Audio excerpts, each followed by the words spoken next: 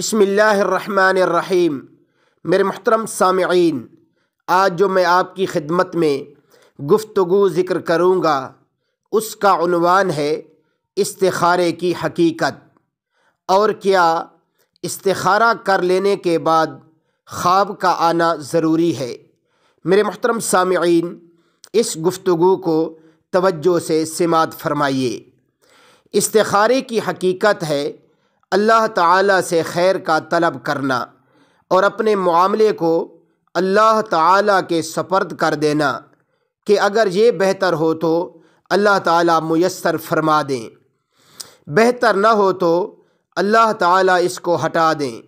استخارے کے بعد خواب کا آنا ضروری نہیں، بلکہ دل کا رجحان کافی ہے۔ استخارے کے بعد جس طرف دل کا رجحان ہو اس کو اختیار کر لیا جائے۔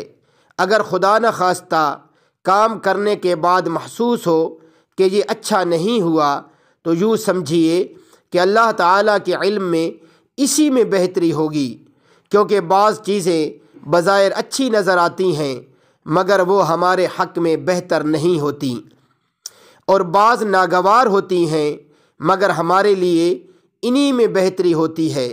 الغرض، استخارے کی حقیقت کامل تفویض و توکل اور قضاء و قدر کے فیصلوں پر رضامند ہو جانا ہے۔ وآخر دعوانا ان الحمد للہ رب العالمین۔